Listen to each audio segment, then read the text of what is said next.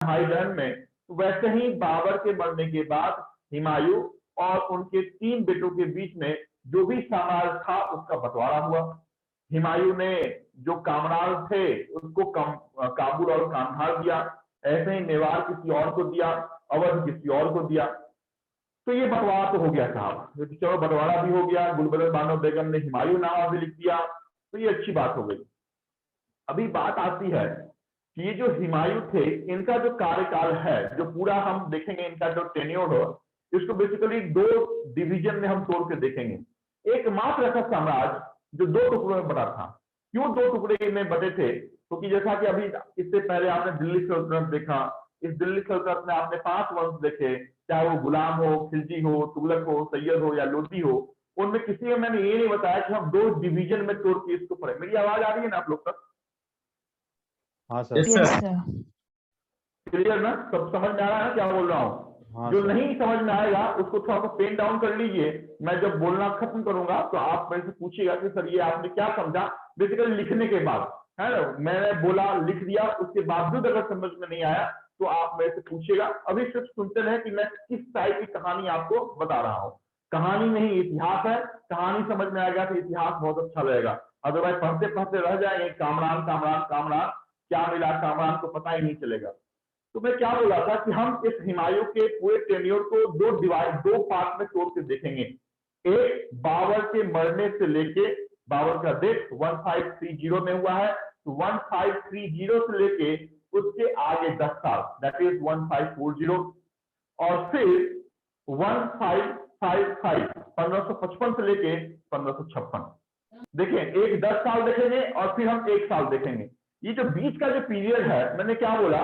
तो मैंने बोला कि हम बाबर का हुमायूं का जो पीरियड है वो 1530 से लेके 1540 तक देखेंगे, पहला टेन्योर, और दूसरा जो टेन्योर है वो 1555 से लेके 1556 तक देखेंगे।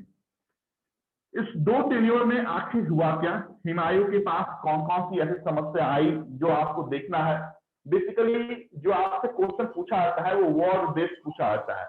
जैसा कि हमने बाबर में देखा था कि अलग अलग युद्ध हुए थे, चाहे वो भीरा के फोर्ट पे हुआ था, या फिर आपका पानीपत का हुआ था, खानवा का हुआ था, चंदेरी का हुआ था, घाघरा का हुआ था। वैसे ही हुमायूं के जो क्रोनोलॉजी में युद्ध है वो आपको याद रखना है, बहुत इंपॉर्टेंट। मतलब आप कह ले तो मुगल जो डायनेस्टी है उसमें ये जो युद्ध है, किन्हीं का माइक ऑन है, ऑफ कीजिए। तो बेसिकली मुगल डायनेस्टी में ये जो युद्ध है, ये युद्ध आपको उसी क्रोनोलॉजी में याद करनी पड़ेगी जिस क्रोनोलॉजी में आपको लिखाता हो। साथ साथ वो जो ईयर है वो ईयर भी आपको याद रखना पड़ेगा। अभी तक आपने याद रखा कि बाबर का भीरा के फोर्ट पर अटैक 1519 में हुआ था, आपका जो पानीपत का था वो 21 अप्रैल 1526 में हुआ था, खानवा 1527 में हुआ था, चंदेरी 1528 में हुआ था, घाघरा 1528 में हुआ था, 29 में हुआ था। अभी हम आ रहे हैं बाबर से निकल के हुमायूं पे। हुमायूं के हमें युद्ध को देखना है, और पहला जो हुमायूं का युद्ध था वो ठीक राजा बनने के 1 साल के बाद हुआ था, 1531।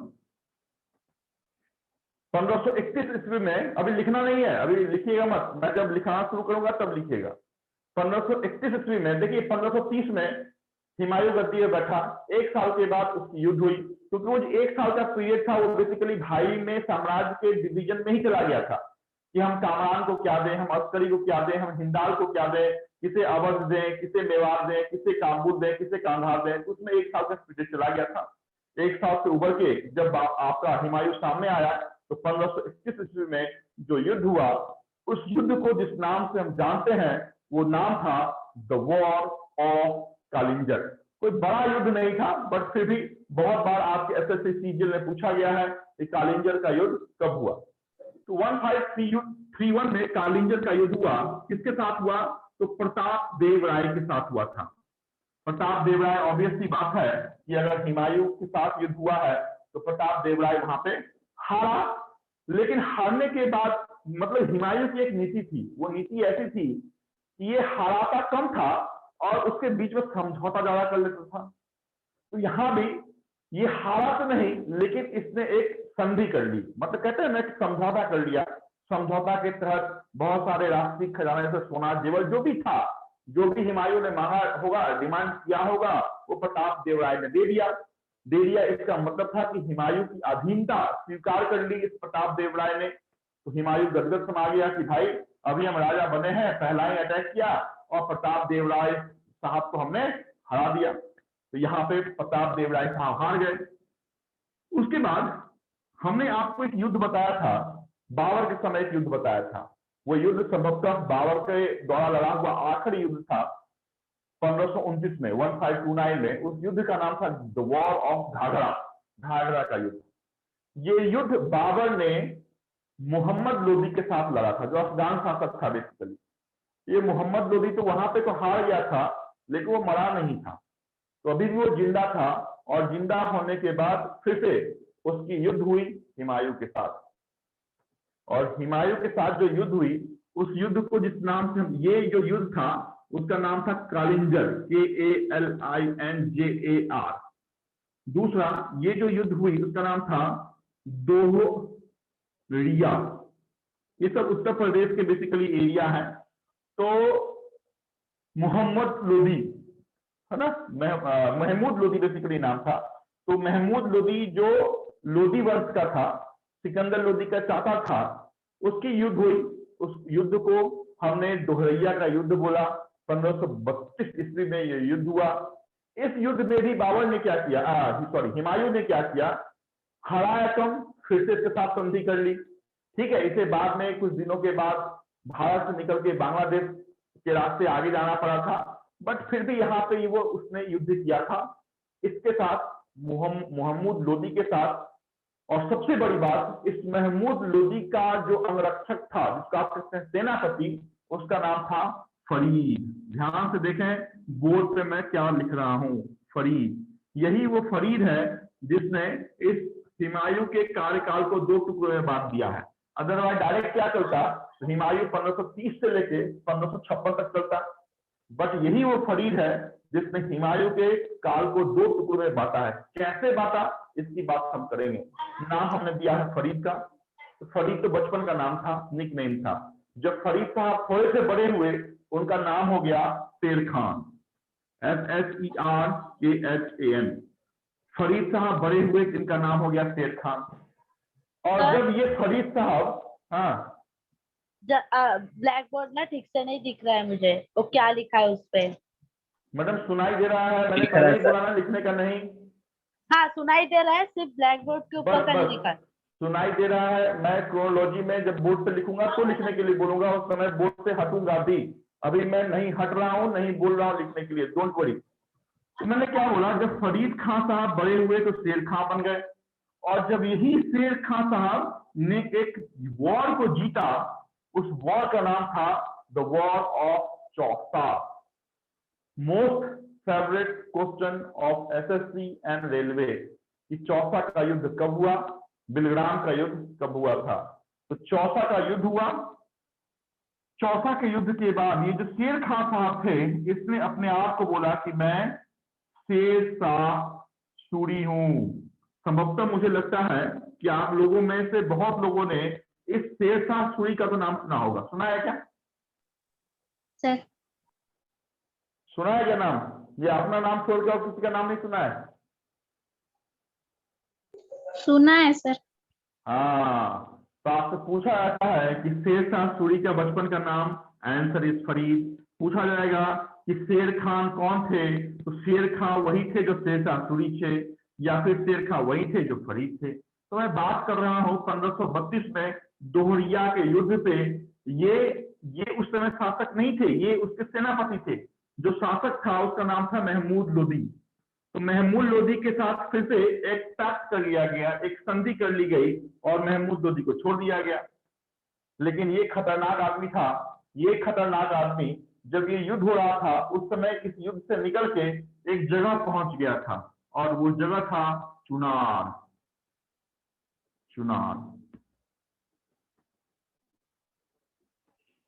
देखिए 1532 में 2 बातें हुई थी। एक तो दोहरिया का भी युद्ध हुआ था जिसमें महमूद लोदी साहब हार गए थे, और दूसरा 1532 में इस महमूद साहब को हराने के बाद इस शेर शाह सूरी का पीछा करते करते हुमायूं पहुंच गया चुनार, और चुनार का वो किला था, है ना, जैसे देखते हैं लाल किला है, वैसे ही आप उत्तर प्रदेश में जाएंगे तो चुनार का आपको किला मिलेगा।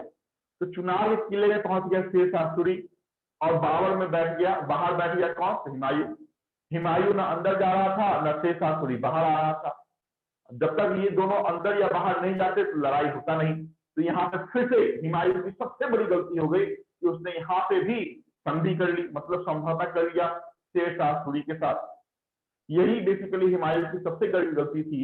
अगर हुमायूं उस समय चाहता तो चुनार के गढ़ पे कब्जा कर सकता था, और शेर शाह सूरी जिसके कारण उसकी पूरी एम्पायर दो भाग में डिवाइड हो चुकी थी, हुमायूं को भारत से बाहर 15 साल तक ईरान में जाके छिप के रहना पड़ा था। अगर वो दिन सही रहता तो संभवतः शेर शाह सूरी का हत्या हो जाता, लेकिन शेर शाह सूरी का जो किस्मत था वो बुलंद था। हुमायूं ने उसके साथ संधि कर ली, शेर शाह सूरी आजाद हो गया आपके इस चुनार के किले से। अभी तक समझ में आया मैंने क्या बोला? अभी तक सिर्फ इतना बात समझने का कि शेर शाह सूरी के बचपन का नाम क्या है, बस इतना भी आपने जाना है तो कम से कम मेरा तो काम चल जाएगा। मेरा काम है कि एग्जामिनेशन में जो क्वेश्चन आपको आएगा उस पर टिक मार्क मरवा देना, है ना। ये कहानी तो ठीक है, मैं कहानी आपको बता रहा हूँ, जब देखो कहानी आप समझ जाएंगे उसके बाद मैं जब क्रोनोलॉजी में लिखने की शुरुआत करूंगा तो ऑटोमेटिक सारी इतिहास आपके पास पहुंच जाएगी। बट जो कहते हैं ना हुमायूं को अगर हम सर पढ़ें तो आखिर उस हुमायूं में 10 ऐसे कौन से पॉइंट हैं जिसको अगर हमने याद कर लिया, कम से कम एग्जाम का जो हमारा पर्पस है वो सॉल्व हो जाए। तो पहला पर्पस यही है कि शेर शाह सूरी के बचपन का नाम, आंसर इज फरीद, फरीद खान। दूसरा क्वेश्चन ये है कि हुमायूं नामा किसने लिखा? तो मैंने नाम बताया कि हुमायूं की बहन थी, नाम था गुलबदन बानो बेगम। और तीसरा ये कि जो युद्ध है, युद्ध तो ठीक है, याद तो करना ही पड़ेगा आपको आगे चल के।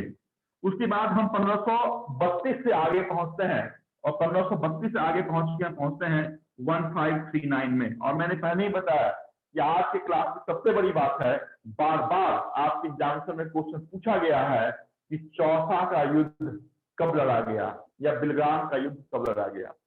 अगर शेर शाह सूरी यहाँ पे मर जाता या उसकी हत्या हो जाती तो संभवतः इतिहास चौसा के युद्ध को याद नहीं रखता। लेकिन जिस समय हुमायूं सारे चीजों पे राज करते करते आगे पहुंच रहा था, बंगाल की ओर जा रहा था, तो उसको खबर मिली कि उसका जो भाई है हिंदाल, उसने अपने आप को आगरा का एक स्वतंत्र राजा घोषित कर लिया है। क्योंकि हिंदाल वो था जो हुमायूं का भाई था। मैंने पहले ही बताया कि 3 भाई थे, कामरान, अस्कर और हिंदाल। अभी अपने आप को स्वतंत्र राजा घोषित करना, इसका मतलब ये है कि मैं ही मुगल वंश का वारसा हूं। तो ये कहीं न कहीं जब हुमायूं आगे बढ़ रहा था, बंगाल की ओर बढ़ रहा था, बिहार अवध जीतते हुए आगे बढ़ रहा था, चुनार के किले को जीत लिया, संधि करवा लिया, तो उसको ये जब समाचार मिला तो उसने रोल बैक किया अपने आप को कि चलो चलते हैं आगरा और देखते हैं कि आखिर मेरे भाई हिंदाल ने ऐसा क्यों किया। लेकिन देखिए 32 में चुनार के किले पर आक्रमण किया था और लौट के वो जा रहा था फिर से आगरा की ओर, दिल्ली के तख्त पे जा रहा था। लेकिन इसका इंतजार कर रहा था, कौन इंतजार कर रहा था? वही चोटिल सांप जिसको इसने चुनार के किले के बाहर घेरा हुआ था। तो शेर शाह सूरी एक नदी के किनारे इंतजार कर रहा था हुमायूं के वापस आने का। हुमायूं पहुंच भी गया, फिर से दोनों की सेना जो थी वो आमने सामने हो गई। न शेर शाह सूरी हुमायूं पर अटैक कर रहा था, न हुमायूं शेर शाह सूरी पर अटैक कर रहा था। शेर शाह सूरी ये इंतजार कर रहा था कि जून का महीना आने वाला है, थोड़ा दिन रुक जाते हैं, पानी ऑटोमेटिक बढ़ेगा, नदी जो वहां की जो नदी थी उसमें पानी आएगा, फिर हम अटैक करेंगे। हुआ भी ऐसा ही कि पानी आया और पानी आने के बाद ही शेर शाह सूरी ने हुमायूं पर अटैक कर लिया। और उस युद्ध को जिस नाम से हम जानते हैं वो नाम आज के क्लास की सबसे बड़ी बात है, नाम था द वॉर ऑफ चौसा 1539। फिर से बोल रहा हूं, आज के क्लास की सबसे बड़ी बात वो युद्ध जिस युद्ध में शेर शाह सूरी ने हुमायूं को हराया, मुगल वंश का बादशाह हुमायूं, लेकिन हारा किससे हारा? शेर शाह सूरी से हारा। वो शेर शाह सूरी जिसका पुराना नाम शेर खां था और उससे पुराना नाम फरीद था। किस युद्ध में हारा? तो चौसा के युद्ध में हारा। कब हुआ ये चौसा का युद्ध? 1539 में हुआ। कहा यह जाता है कि अगर वो नदी में पानी ज्यादा नहीं होता और हुमायूं को एक जो कहते हैं नाव चलाता है, उसने अगर बचाया नहीं होता तो हुमायूं साहब वहीं पे साफ हो गए होते। हुमायूं ने अपना जान बचाया और वो नदी में कूद गया। कूदने के बाद युद्ध में विजय हुआ, शेर शाह सूरी, युद्ध कहलाया चौसा का युद्ध। लेकिन हुमायूं मरा नहीं था। और इस कारण से अगर हुमायूं मरा नहीं था तो ऑब्वियस सी बात है कि जो तख्त होगी, जो मुगल बादशाह का जो तख्त होगा, उस तख्त पे अभी भी हुमायूं का ही नाम होगा। हुमायूं का पीछा करते करते फिर से पहुंच गया उसके पीछे शेर शाह सूरी, और 1 साल के बाद एक युद्ध हुआ। उस युद्ध का नाम था बिलग्राम या कन्नौज का युद्ध। देखा होगा अभी तक मैंने 4 बार इस युद्ध का नाम लिया है, war of Chausa, war of Bilgram. तो बिलग्राम के युद्ध के 2 नाम हैं, एक या तो वॉर ऑफ बिलग्राम या फिर उसको जिस अदर नाम से हम जानते हैं वो नाम है कन्नौज। तो आपसे पूछा जाए कि कन्नौज का युद्ध किसके बीच में हुआ, या कहां हुआ, या कब हुआ, तो answer will remain same. Kannauj का युद्ध बोले या बिलग्राम का युद्ध बोले, दोनों युद्ध 1540 ईस्वी में हुए थे, 1540 में हुए थे। शेर शाह सूरी और हुमायूं के बीच में हुए थे, जिसमें हुमायूं पूरी तरह से हारा था और भारत से बाहर 1540 में। देखिए मैंने आपको डिवाइड किया है, क्यों डिवाइड किया है? क्योंकि यही वो पीरियड थी जिस पीरियड में बिलग्राम का युद्ध हुआ था। और इस बिलग्राम के युद्ध को जिस अदर नाम से हमने याद रखा वो नाम था कन्नौज का युद्ध। तो बिलग्राम या कन्नौज का युद्ध 1540, हुमायूं पूरी तरह पराजित और भारत से बाहर ईरान में उसे जाना पड़ा था, और जिस ईरान में वो 15 साल रहा था, और 15 साल रहने के बाद वो ईयर आएगा 1555। मजा आ रहा है? Yes sir. देखता हूँ कितने लोग सो गए, कितने लोग जगे हैं, तो देखना पड़ेगा ना।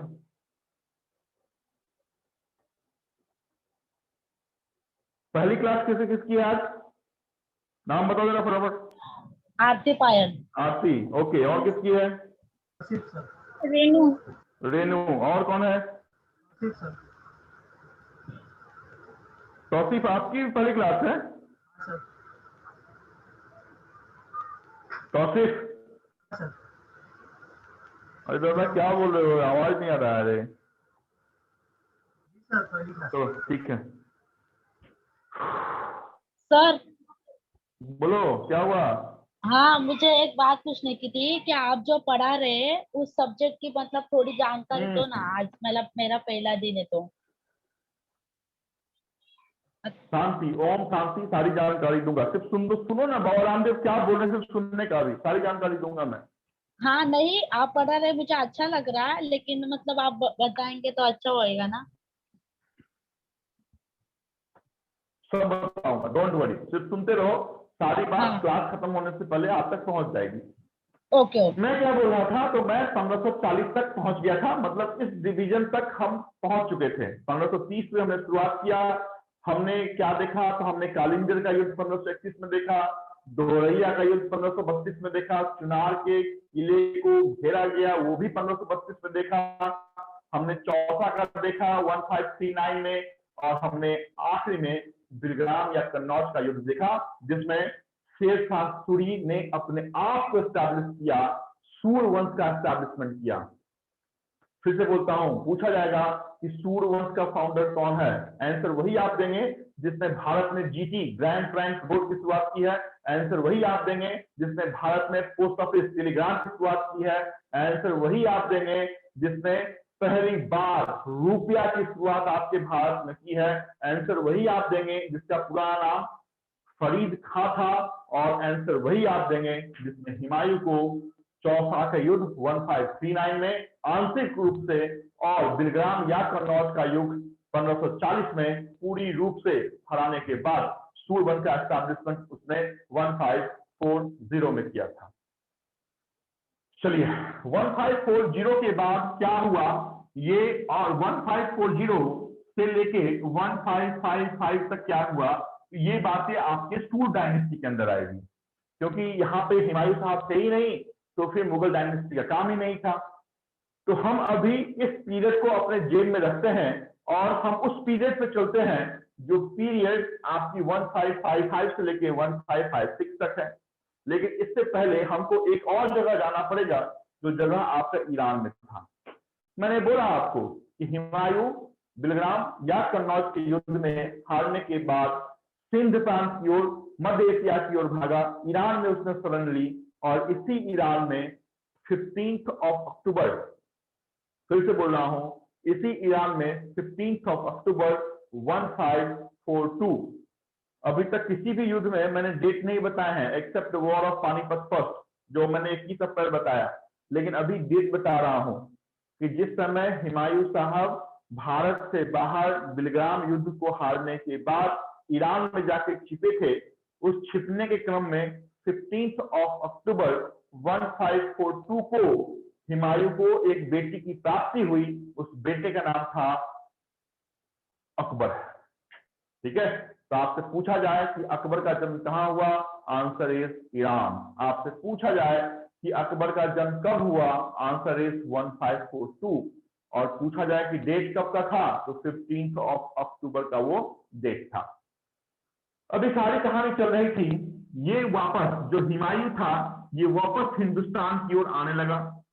हिंदुस्तान से आने से पहले इसने अपने जो छोटे मोटे भाई थे कांवरान और अस्करी, जिसने सूर्यवंश के शासकों का समर्थन किया था, साथ दिया था, उन सबको साफ करने के बाद वो फिर से हिंदुस्तान में पहुंचने लगा। हिंदुस्तान में वो पहुंच गया 1555 में।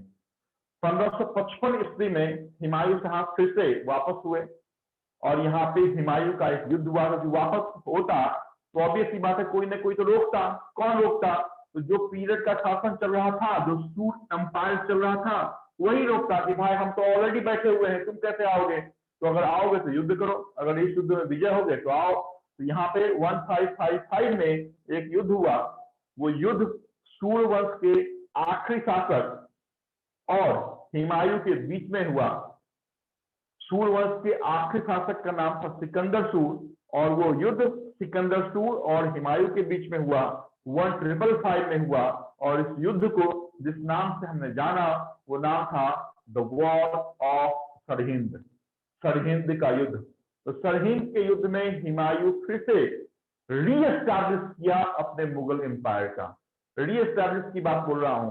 आपसे क्वेश्चन पूछा जाए कि रीएस्टैब्लिशमेंट कब हुआ या पुनर्गठन कब हुआ मुगल एम्पायर का, तो आपकी आंसर 1555 की हो जाएगी। कैसे हुआ? तो सरहिंद के युद्ध के साथ हुआ। सरहिंद का युद्ध कब हुआ? 1555 में हुआ। किसके साथ हुआ सरहिंद का युद्ध? तो आपके सूर्यवंश के आखिरी शासक, वो सूर्यवंश जिसका एस्टैब्लिशमेंट फाउंडर आपका शेरशाह सूरी था, उसके आखिरी शासक सिकंदर सूर के साथ हुआ और मुगल डायनेस्टी फिर से सत्ता पे काबिज हो गया। रीएस्टैब्लिश ऑफ मुगल डायनेस्टी यहाँ पे हो चुकी थी। लेकिन कहते हैं नसीब खराब अगर होगा तो वो ऊंट पे भी बैठ के जाएंगे तो कुत्ता काट लेता है। वही हाल हुमायूं साहब के साथ भी हुआ। रीएस्टैब्लिश तो कर लिया इसने अपने एम्पायर का, लेकिन एक साल के बाद डायरेक्ट 9-2-11 हो गया, भगवान को प्यारा हो गया। आपके अपने ही उसने एक पुस्तकालय बनाया था, लाइब्रेरी बनवाई थी और उसी लाइब्रेरी के सीढ़ियों से गिर के उसका डेथ हो गया 1556 में, है ना। तो बेचारा आया 55 में और 56 में सदा के लिए भगवान को प्यारा हो गया। अभी हम शुरुआत करेंगे आपको लिखने की, तो आप लिखें जो जो मैं बोलता हूं। टिल द टाइम आपके मन में कोई क्वेश्चन है तो मेरे से पूछ सकते हैं। बोलो, किसी के पास कोई कंफ्यूजन है क्या? कहानी खत्म हो गई, जग जाओ। सर बोलो। ये बोलो, अकबर बोलो। जब बहुत जगह ऐसा लिखा है अकबर का जन्म अमरकोट में हुआ था, तो ये हाँ, अमरकोट है कहाँ? बराबर है। तो अमरकोट कहाँ है? जब अकबर पढ़ाऊंगा तब ना अमरकोट आएगा। उस समय अमरकोट के राजा का भी नाम मैं बताऊंगा। अमरकोट के राजा 20 साल के साथ हुआ। अभी आपको अगर बता दिया जाए कि आपका जन्म मुंबई में हुआ है तो पहले तो भारत आएगा ना, कि मैं पहले कंट्री का नाम बताया अभी तक। अब आज के डेट में सिर्फ इतना भी याद रख लेंगे आप कि अकबर का जन्म ईरान में हुआ, तो जिस समय अकबर की बात याद बताऊंगा उस समय ऑटोमेटिक अमरकोट का नाम आपको याद आएगा। न कि सिर्फ अमरकोट का नाम याद आएगा, बल्कि अमरकोट के राजा वीर साल का भी नाम आपको याद रखना पड़ेगा। ठीक है, तो अभी हम हुमायूं पे है बॉस, अकबर पे नहीं। Wait sir. ओके, ओके चलेंगे, अमरकोट भी चलेंगे, बिल्कुल चलेंगे। चले, क्या लिखूं? टॉपिक क्या है हमारी आज? हुमायूं। मेरे पता चलता है सब कहानी जान गए, टॉपिक क्या है वही नहीं पता चलता है। सॉरी, हुमायूं।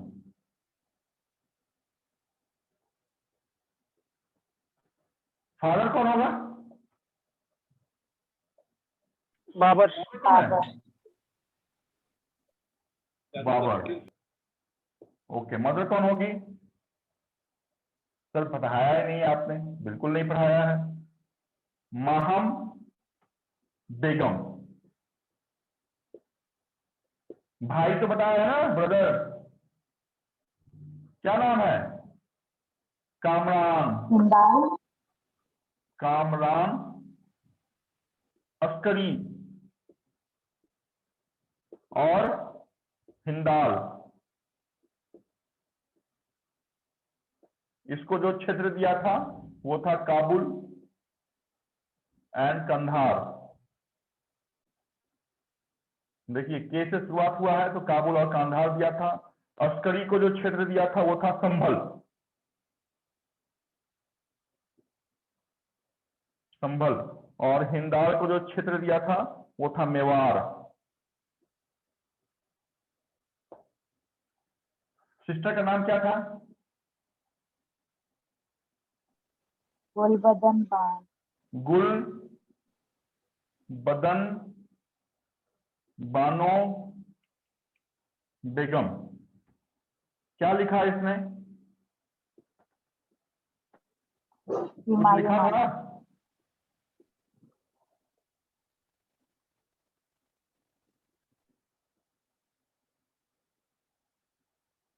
इतनी बात पहले लिखें। Sister Gulbadan Bano Begum wrote the book Humayun नामा। जैसे अकबर नामा आपने याद रखा अब्दुल रहीम खाने खाना को, वैसे हुमायूं नामा याद रखे कि हुमायूं की बहन ने लिखा। हुमायूं के 3 भाई थे, कामरान, अस्करी और हिंदाल। कामरान को काबुल और कांधार मिला था, अस्करी को संभल का क्षेत्र मिला था और हिंदाल को मेवाड़ जैसा प्रांत मिला था। मदर का नाम मेहर बेगम था, जबकि फादर ऑब्वियस सी बात है मुगल वंश का फाउंडर था, नाम था बाबर।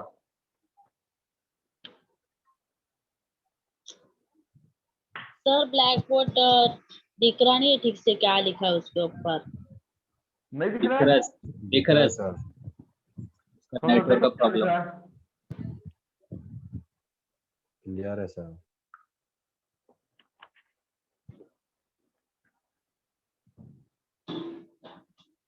संभवतः ऐसा नहीं हो सकता है जो नहीं दिखे, क्योंकि मुझे तो दिख रहा है स्क्रीन पे। इसका नेटवर्क का प्रॉब्लम होगा।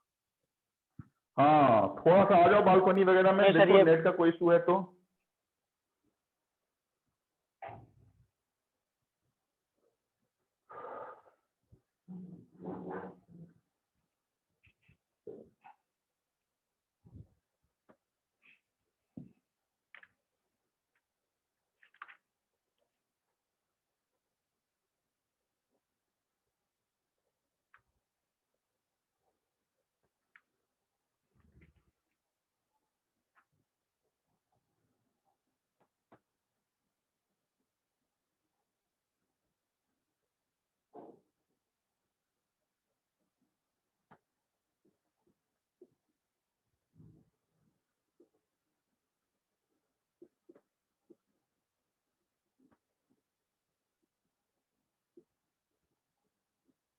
या लास्ट वाला भी लाइन लिख लीजिएगा कि हुमायूं का डेथ कब हुआ है, तो 1556 में हुआ है।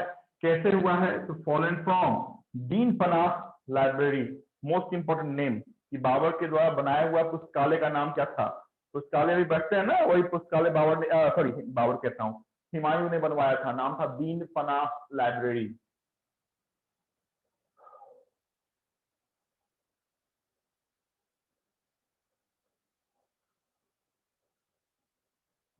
चलो,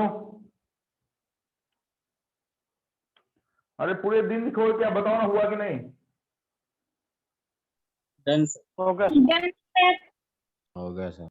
कोई नहीं समझ में आ रहा है वर्ड या स्पेलिंग तो पूछिए मेरे से, कि सर ये आपने क्या लिखा है? सर ये लास्ट का नहीं दिख रहा है, हुमायूं का दिखा आप है। लिख लो, अगर नहीं दिख रहा तो मैं बोलता हूँ। Humayun हाँ। was died. Humayun was died in the year 1556. Humayun was died in the year 1556 when he fallen from his own constructed library. When he fallen from his own constructed library, उस library का नाम double inverted comma में capital में लिखिए, दीन पनाह, दीन DIN, दीन PANAH, दीन पनाह, दीन पनाह library. Done? हाँ सर।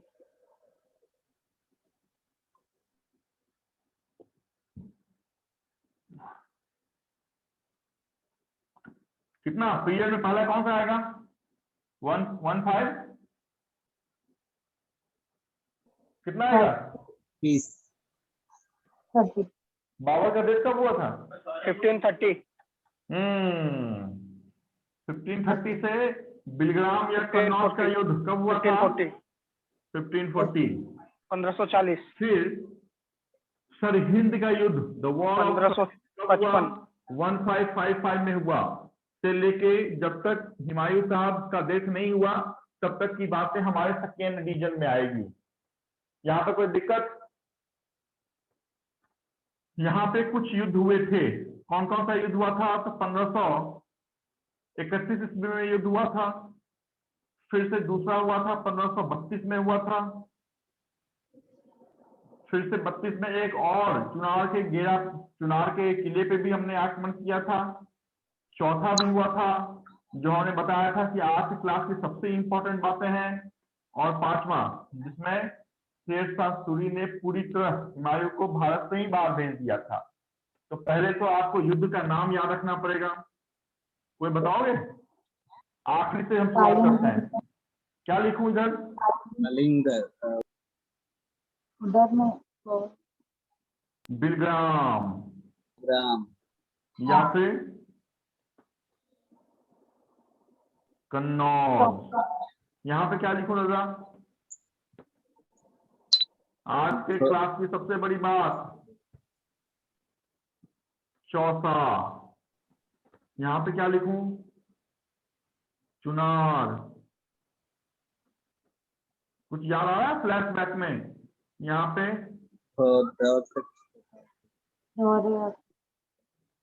दोहरिया। और यहाँ पे क्या लिखूं? पहला कौन सा था? कालिंजर। कालिंजर। इस दोनों में किसके साथ हुआ था? वो शेर खान। शेरशाह सूरी।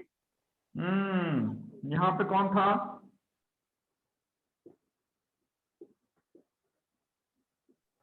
देखिए, चुनार के किले को घेरा गया था, बराबर ना?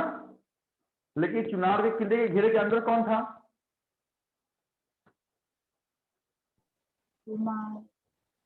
बोलो बोलो। हुमायूं। घेरे के अंदर ही हुमायूं चला जाएगा तो कैसे काम चलेगा? अभी तो चल रहा है। हुमायूं अभी बाहर रह के अंदर वाले को बोलता है कि भाई तू मेरे साथ संधि कर ले, नहीं तो 2-4 9 2 11 कर देंगे। तो उसके अंदर कौन था? शेर खां था। मैंने क्यों लिखा शेर खां? शेर खां का दूसरा नाम क्या था?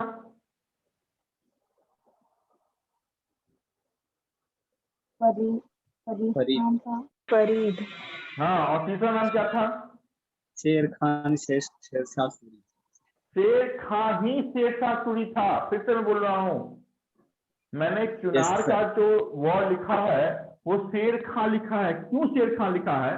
तो बेसिकली इसी शेर खां ने चौसा का जब युद्ध किया तो चौसा के युद्ध को जीतने के बाद उसने बोला कि मैं शेरशाह सूरी हूं। मतलब this was the title taken by Sher Shah Suri after the war of Chausa. लेकिन मैंने चुनार लिखा है तो शेर खां। आप इसको अपने भाषा में समझने के लिए ये भी आप कर सकते हैं कि चुनार का हो, चौसा का हो या बिलग्राम का हो, ये तीनों जिसके साथ लगा गया वो शेर शाह सूरी ही था। याद रहेगा? हाँ। Yes sir. चलो, दोरैया, महमूद, कौन सा? लोधी, महमूद लोधी। और कलिंजर कौन था? कलिंजर में कौन था? प्रताप देव राय। पहले इनका ये पीरियड लिख लीजिए, फिर 55 और 56 की बातें हम करेंगे। क्रोनोलॉजी में लिखिएगा। फिर से बोलता हूं, मुगल वंश में सिर्फ एक ही चीज इंपॉर्टेंट है, दैट इज क्रोनोलॉजी।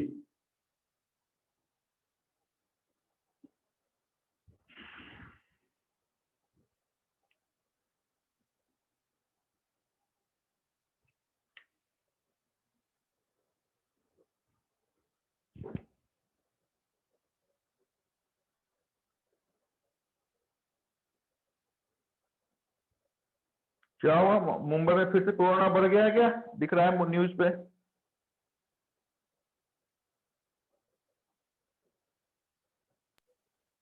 हाँ सर, थोड़ा फार।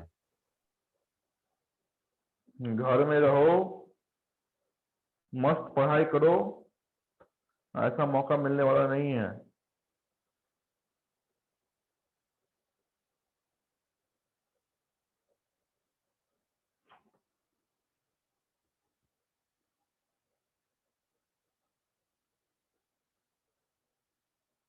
चलो आगे।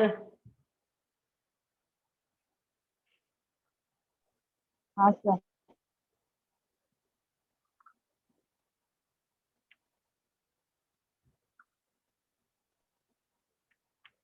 Yes sir.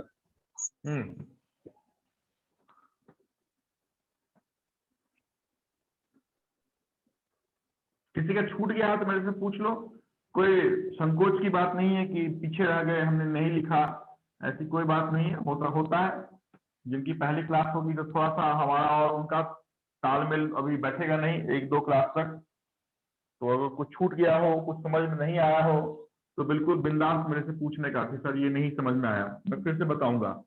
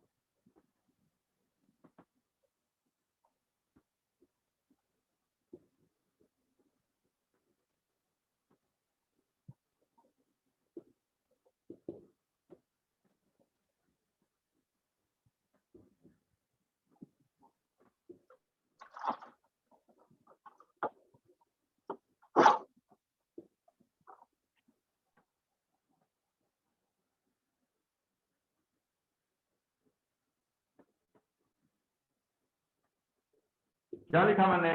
After the war of Bigram in the year 1540, Humayun escaped to Iran till 1555, where on 15th of October 1542 he got his child. Child का नाम क्या था? शाहजहां ना? child का नाम क्या था? अरे अकबर। अकबर। हुमायूं के बेटे का नाम क्या था? अकबर। फिर बोर्ड पे इतना बड़ा चैप्टर लेकर लिखा हो, फिर भी सोच रहे हैं कि जहांगीर बोलूं कि औरंगजेब बोलूं कि बहादुर शाह जफर बोलूं। हाँ, इतना क्या सोचने का? लिखो पहले ये line. After the war of Bilgram, Bilgram में पूरी तरह हारा था, 15 साल के लिए ईरान गया था। वीर साल एक राजा थे।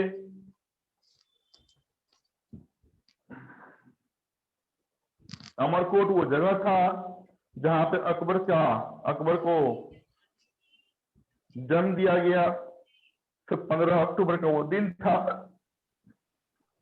अकबर साहब 1540 के बाद 15th of October। क्या लिखा है? हाँ, नहीं सर, 1540 लिखा है ना बिलग्राम के बाद। He got his child Akbar। Humayun, अच्छा, he got his child, या फिर लिख लीजिए अकबर was born।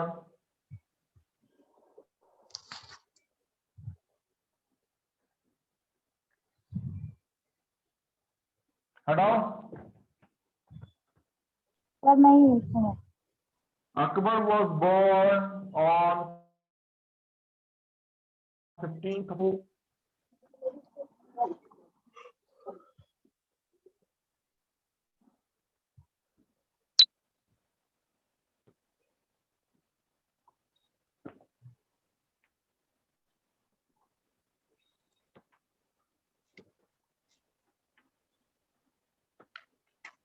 अभी हम उसके दूसरे कार्यकाल में आते हैं।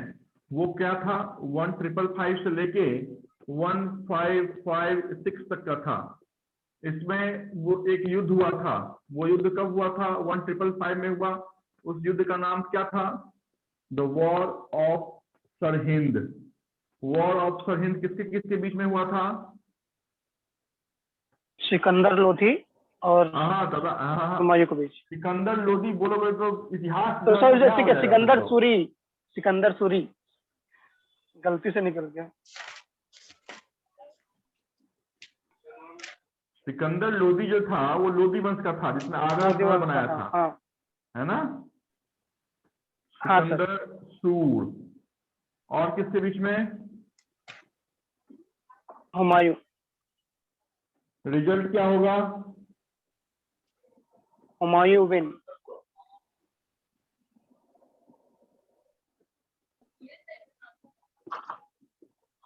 रीएस्टैब्लिश्ड मुगल एम्पायर।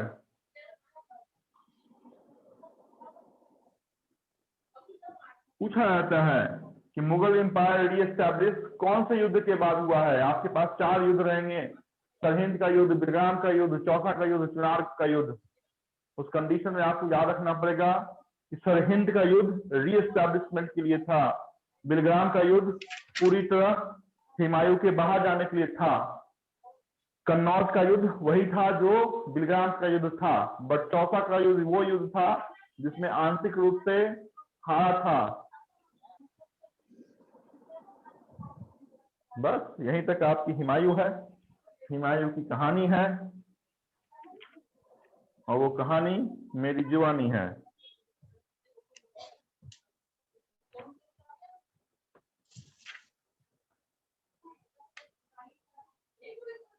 हटो क्या बोर्ड से? बोर्ड से हटो क्या, या लिख लिया है आप लोगों ने?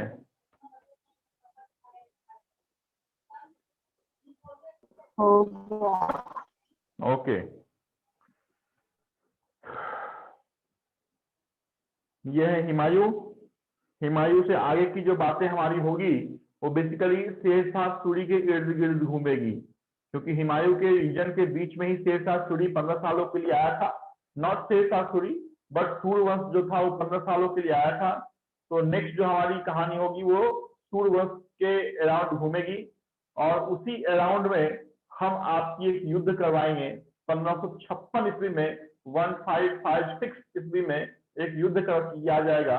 वो युद्ध आपके अकबर के साथ किया जाएगा, और उस युद्ध का नाम होगा the war of Panipat second. Panipat की दूसरी युद्ध किसके किसके बीच में हुई, ये अगली कहानी है। आज हमने क्या पढ़ा है वो ध्यान से सुने। हमने पढ़ा है आपके बाबर जो कि फाउंडर था आपके मुगल एम्पायर का, उस बाबर के बेटे के बारे में हमने पढ़ा है। हमने ये बातें पढ़ी कि बाबर के 4 बेटे थे, कामरान, अस्करी, हिंदाल और हुमायूं। हुमायूं उन सब में सबसे बड़ा बेटा था। इस कारण से बाबर का विश्वास हुमायूं में था। बाबर के मरने 1530 में मरने के बाद क्षेत्र का बंटवारा किया गया।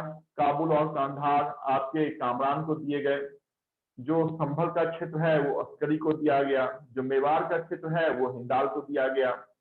तो ऐसे बंटवारा होने के बाद जो उसकी एक बहन थी गुलबदन बानो बेगम, उसने अपने भाई के नाम से ही एक उसकी आत्मकथा, बेसिकली आप कह सकते हैं कि उसकी एक आत्मकथा उसकी एक बहन ने लिखी। उस बहन का नाम था गुलबदन बानो बेगम, जिसने जो किताब लिखी उसका नाम था हुमायूं नामा। इस हिमायू के पूरे कार्यकाल को हमने बेसिकली दो भाग में, दो टुकड़ों में बांट के दिया देखा है। एक बाबर से मरने से लेके आपके बिलग्राम या कन्नौज के युद्ध तक की कहानी, और दूसरा सरहिंद युद्ध से लेके हुमायूं के मरने तक की कहानी। दैट इज 1530 से 10 साल आगे 1540 और 1555 से लेके 1556।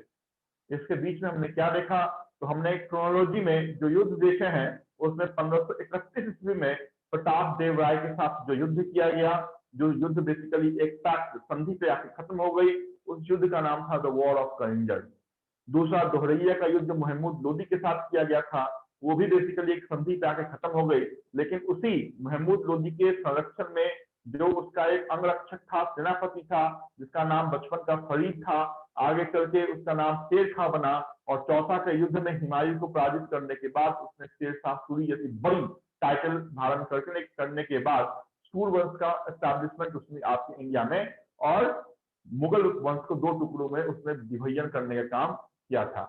उसके बाद हमने देखा चुनार का घेरा 1532 ईस्वी में, 1532 में चुनार का घेरा भी हुआ। चौसा का युद्ध हुआ, चौसा का युद्ध बेसिकली 1539 में हुआ, जहां पे हुमायूं आंशिक रूप से हारा, पानी के रास्ते बेसिकली उसने अपनी जान बचाई, और उसका पीछा करते करते बिलग्राम या कन्नौज तक पहुंच गया आपका कौन, तो शेर शाह सूरी, और भारत से बाहर का रास्ता उसे दिखाया, जहां पे वो ईरान गया। ईरान में अमरकोट के राजा वीर साल के पास 15 अक्टूबर 1542 ईस्वी में आपके अकबर की प्राप्ति हुई। फिर रीएस्टैब्लिश करने के चक्कर में वो भारत की ओर आ रहा था, उसके कुछ भाइयों ने उसका रास्ता रोका, जो इसमें कामरान थे, काबुल और कांधार का बॉर्डर पड़ता है, वहीं पे कहा तो ये जाता है कि बेसिकली हुमायूं ने अपने भाई का आंख निकलवा लिया था, जो कामरान था उसका आंख निकलवा के उसको मक्का मदीना भेज दिया, बोला जाओ घूम के आओ जरा, है। तो ठीक है, आंख निकलवा दिया, कहाँ किसने रोका, आपके एग्जामिनेशन के लिए सबक तो उतना बड़ा नहीं है, ये सारी बातें बेसिकली जो पीसीएस के लिए तैयारी कर रहे हैं उनके लिए इंपॉर्टेंट है, हाँ। बट फिर भी आप एक जो ढांचा कहते हैं, जो स्वरूप, जो स्ट्रक्चर आपके दिमाग में, जहन में जरूर होना चाहिए कि ईरान के रास्ता से इंडिया में आने के लिए काबुल और कांधार पड़ेगा, तो काबुल और कांधार ऑलरेडी उसके भाई के हवाले था, जिसका नाम था कामरान, उसने उसको सफाया कर दिया। उसके बाद अस्करी को सफाया कर दिया। हिंदाल बेसिकली उसका एक दोस्त था, भाई था, बट वो उसका एक मतलब शुभ चिंतक था, तो उसको उसने मारा नहीं, लेकिन हिंदाल साहब 1541 ईस्वी में ऑलरेडी किसी युद्ध में वो शहीद हो चुके थे। तो ये पूरी जवानी, पूरी कहानी थी आपके हुमायूं का। फिर हुमायूं रीएस्टैब्लिश कर रहा था 1555 में, और उसकी एक युद्ध हुई, वो युद्ध सूर वंश के आखिरी शासक सिकंदर सूर के साथ हुई, जिस युद्ध को भारतीय इतिहास द वॉर ऑफ सरहिंद के नाम से याद रखता है। इस युद्ध में सिकंदर सूर पूरी तरह पराजय हुआ और मुगल वंश फिर से सत्ता में काबिज हो गई। लेकिन ये सत्ता की जो चमक है, ये हुमायूं को सिर्फ एक ही साल देखने को मिली, और हुमायूं ने जिस लाइब्रेरी का निर्माण करवाया था, जिस लाइब्रेरी का नाम दीनप्रह लाइब्रेरी था, उसी के सीढ़ियों से लुढ़क के इसकी डेथ 1556 में हो गई, है ना। कुछ इतिहासकार ऐसे कहते हैं कि ये बिल्कुल लुढ़कता हुआ शासक था, मतलब हमेशा लड़ाई झगड़ा करता रहा और अंत में लुढ़कते हुए भी इसकी डेथ हो गई। तो काम खत्म। इतिहास की बातें यहीं तक आप अगर जानते हैं तो संभवतः कोई भी एग्जाम हो, आपसे जो क्वेश्चन पूछे जाएंगे उसमें आप टिक मार्क कर सकते हैं। जनरली मुगल वंश से जो क्वेश्चन पूछा आता है वो आपको अरेंज करने के लिए दिया जाता है कि सरहिंद का युद्ध देगा, दोहरिया का युद्ध देगा, चौसा का युद्ध देगा, और फिर क्रोनोलॉजी में आपको लगाना है कि 1B 2C 3A ऐसे करके आपको अरेंज करना है कि पहले ये हुआ, फिर ये हुआ, फिर ये हुआ, और फिर ये हुआ है। क्लियर? जिनकी आज पहली क्लास है और बोल रहे थे कि सर हमें समझ में नहीं आ सकता है कि क्या हो रहा है, नहीं हो रहा है, तो मैं आपको बता देता हूँ कि जो भी एसएससी, रेलवे या पीसीएस स्तर की तैयारी कर रहे हैं और उनके पास जनरल स्टडीज से क्वेश्चन पूछा आता है, उनकी सिलेबस बहुत बड़ी है। बहुत बड़ी कहने का मतलब ये है कि जो थ्योरेटिकल क्वेश्चन है, जिसमें हिस्ट्री, पॉलिटिकल साइंस, आप ज्योग्राफी, इंडियन इकोनॉमिक्स या फिर आपसे साइंस से जुड़े हुए क्वेश्चन और करंट अफेयर्स बेस्ड क्वेश्चन पूछे जाते हैं, वो सिलेबस बहुत बड़ा है। आप कह सकते हैं एक सागर है, उस सागर में से गागर तक आपको पहुंचाना है, उतना ही आपको क्या करना है तो याद करना है। अदरवाइज इतिहास इतनी बड़ी है कि हुमायूं को अगर आप देखने पढ़ेंगे तो कम से कम हुमायूं के लिए 20 पेज कम पड़ेंगे आपकी हुमायूं की पूरी जो भी उसकी हिस्टोरिकल फैक्ट्स है। लेकिन उस 20 पेज में मैंने आपको संभवतः सिर्फ 20 लाइन लिखवाया है, और संभवतः सिर्फ इतनी ही लाइन आप अगर याद करते हैं तो ए पार्ट ऑफ यूपीएससी हर एक एग्जामिनेशन में आप आंसर को सॉल्व कर सकते हैं। तो मैंने आपको बताया कि जो भी नए स्टूडेंट हैं उनकी जो सिलेबस है उस सिलेबस में हिस्ट्री आती है। उस हिस्ट्री में 3 हिस्ट्री हम तोड़ के देखते हैं, ancient, medieval and modern. Ancient history की शुरुआत बेसिकली हड़प्पा सिविलाइजेशन से होते हुए गुप्त डायनेस्टी से आके खत्म होती है। मिडावल हिस्ट्री की बेसिकली शुरुआत पुष्यभूति डायनेस्टी से होते हुए मुगल डायनेस्टी से आके खत्म होती है। और मॉडर्न हिस्ट्री की शुरुआत 1857 के रिवॉल्ट सिपाही विद्रोह से लेते हुए 1947 जब तक कि हम आजाद नहीं हुए तब तक की सारी कहानी हमारी उसके इर्द गिर्द मॉडर्न हिस्ट्री में समायोजित होगी। तो हमने ऑलरेडी आपके साथ मॉडर्न हिस्ट्री को खत्म किया है, हमने आपके साथ एंशिएंट हिस्ट्री को खत्म किया है। जो संभवतः बाद में जुड़े हैं इनकी ये क्लासेस पेंडिंग होगी, तो जब हम रिसाइकिल में रोटेट करेंगे तो ये कहानी हम पढ़ेंगे। और अभी हम जिस सिलेबस को खत्म कर रहे हैं वो आप मिडावल हिस्ट्री है, जिसमें हमने पहले दिल्ली सल्तनत के 5 वंशों को सिलसिलेवार ढंग से देखा, चाहे वो आपकी गुलाम डायनेस्टी हो, चाहे वो खिलजी डायनेस्टी हो, चाहे वो तुगलक डायनेस्टी हो, चाहे वो सैयद डायनेस्टी हो, या सबसे आखिरी में पानीपत की पहली की युद्ध की डायनेस्टी लोधी डायनेस्टी हो, वहां तक की बात आपके साथ हमने की। और अभी हम मुगल एम्पायर के कगार पे आपके साथ खड़े हैं और अकबर को टच करने वाले हैं। लेकिन अकबर को टच करने से पहले हमें उस व्यक्ति को टच करना पड़ेगा जिसने मुगल डायनेस्टी को 2 पार्ट में तोड़ा था। ग्रैंड ट्रंक रोड की शुरुआत की थी, भारत में रुपया सिस्टम की शुरुआत उसी व्यक्ति ने की थी। फरीद उसका नाम था, शेर खां उसका दूसरा नाम था, शेर शाह सूरी वो बड़ा नाम था। सूरवंश का वो फाउंडर की बात हम संभवतः आपके साथ नेक्स्ट क्लास में करेंगे। अभी आपके मन में कोई सवाल है, न्यू हो या ओल्ड, मेरे से पूछ सकते हैं। सर आप सिलेबस कब देने वाले? सिलेबस नहीं है मेरे पास। मैडम वो अपने क्लास जो आपकी कौन सी ब्रांच है आपकी? सर मैंने रेलवे के लिए ज्वाइन किया है। आपकी ब्रांच कौन सी है मैडम? दादर है, घाटकोपर है, मीरा रोड है, कौन सी है? डोंबिवली। हाँ, तो आप जो ब्रांच कोऑर्डिनेटर हैं उनसे आप बात कीजिए सिलेबस के लिए, ठीक है? हाँ। ओके, नेक्स्ट क्लास में मिलते हैं बैंकिंग की क्लास में, ठीक है? आपके 45 मिनट के बाद। हाँ बोलो बोलो, किसी के पास कोई क्वेश्चन है पूछो। ये पूछ रहा था अपना जो लूसेंट का इंस्टीट्यूट है, जैसे उसमें आपने बोले कि सिलेबस जैसे इसमें बहुत सारे दिया, इंडियन पॉलिटी, एंशिएंट मतलब Indian history, geography, then physics, computer, chemistry, biology, सब पढ़ना है क्या इसमें?